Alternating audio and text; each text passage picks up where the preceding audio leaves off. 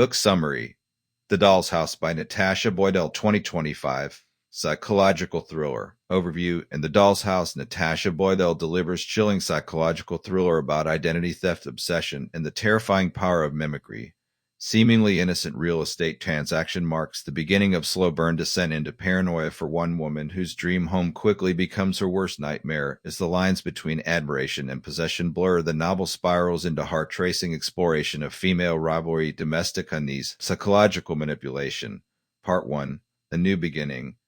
Naomi Taylor, 38-year-old teacher and mother, is excited about her family's fresh start. She and her husband Tom, along with their 6-year-old daughter Tilly, have just found their dream home in charming, leafy London suburb. All that stands between them and their forever home is the sale of their modest apartment. Just when it looks like the deal is falling through, a woman named Summer Dalton unexpectedly enters their lives. Single mother in her early 30s with warm smile and harmless vibe, Summer eagerly puts in an offer on Naomi's flat. She claims she's looking for a fresh start for her and her daughter Leela. Naomi is relieved. They can now move into the new house and her life plan is back on track. Part 2. The Shadow.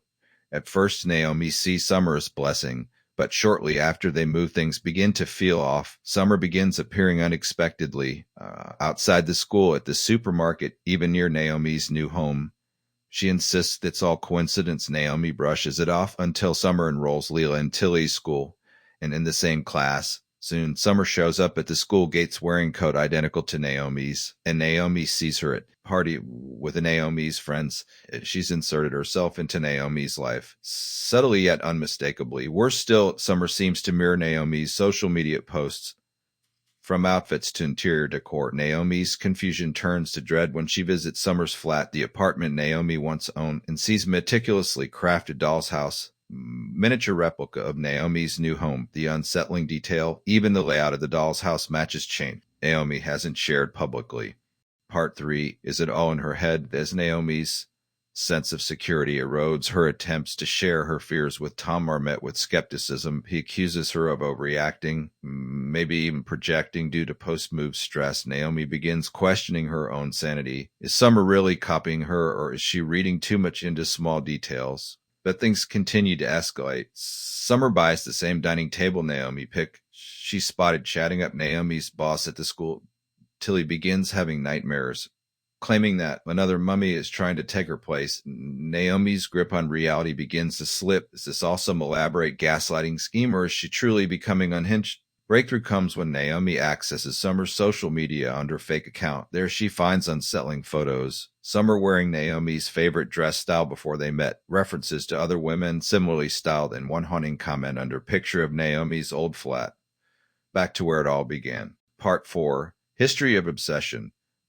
Naomi digs deeper into Summer's past and tracks down Jade, woman who once taught yoga classes that Summer attended. Jade's story is eerily familiar. Friendship that became invasive, with Summer dressing like her, dating her ex, and spreading rumors when Jade tried to create boundaries. It ended with Jade fleeing town after traumatic accident that she never spoke of publicly. Naomi realizes she's not just dealing with mimicry. This is an escalating obsession that has already harmed others.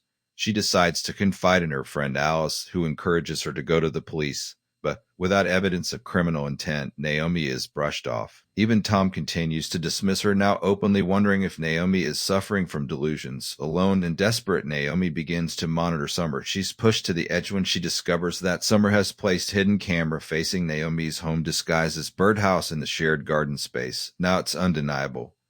Summer is watching, and she's planning something.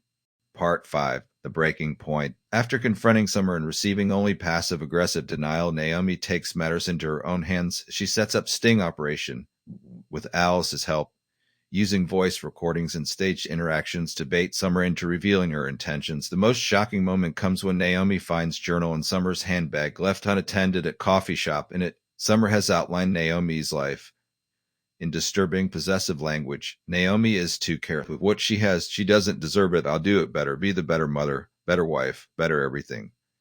Naomi turns the journal into the police, but Summer quickly files countercomplaint, accusing Naomi of stalking her with conflicting claims and no concrete criminal act. Yet authorities urge Naomi to stop interfering. Summer ramps up her campaign. sending anonymous complaints to Naomi's workplace, reporting her to child services, and threatening to tell Tom the truth.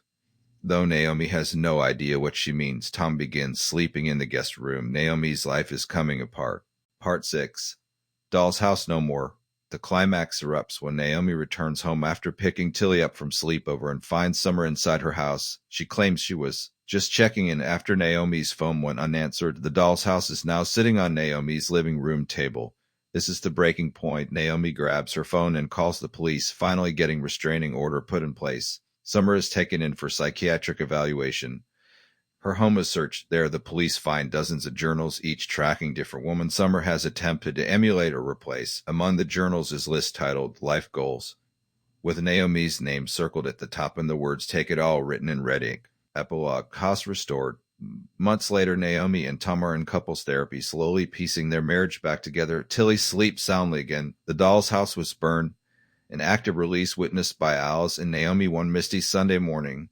But Naomi is changed. She no longer takes safety for granted. Her locks are new, her boundaries are firm, and her voice is louder. Summer is committed to psychiatric facility and will likely face investigation into past incidents. Naomi, though still scarred, is no longer the woman who once doubted her own instincts.